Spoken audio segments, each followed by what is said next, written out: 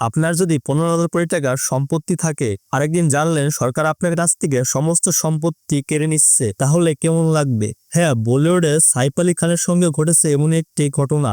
ভারত সরকার কেন তার এই বিপুল সম্পত্তি কেড়ে নিচ্ছে জানবো এই ভিডিওতে।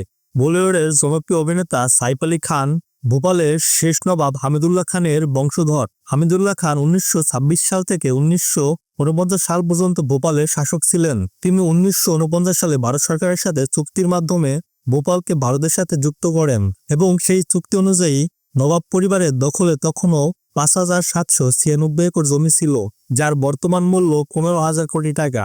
এর মধ্যে রয়েছে 830 একর ফেরদৌস ফার্ম, 3,087 একর সিকলোড retreat, 36 acre Rizwan farms, shooting range, Noor ও সাবাহ প্যালেস ও আরও অনেক কিছু।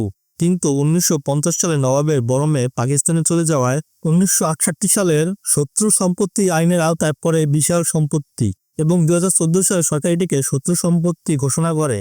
এই আইনে বলা হয় যারা পাকাপাকিভাবে পাকিস্তান এবং চীনে চলে গেছেন তাদের সম্পত্তি এখন থেকে ভারত সরকারের। যদিও সাইফ আলী খান এই সিদ্ধান্তের বিরুদ্ধে হাইকোর্টে মামলা করেছিলেন, তিনি যুক্তি দেখিয়েছিলেন সরকারের সিদ্ধান্ত সম্পূর্ণ অবৈধ, কিন্তু শেষ পর্যন্ত মধ্যপ্রদেশ হাইকোর্ট সেই আবেদন খারিজ করে দেন। এখন প্রশ্ন, সাইফ আলী খানের এই বিশাল সম্পত্তি এখন কি হবে?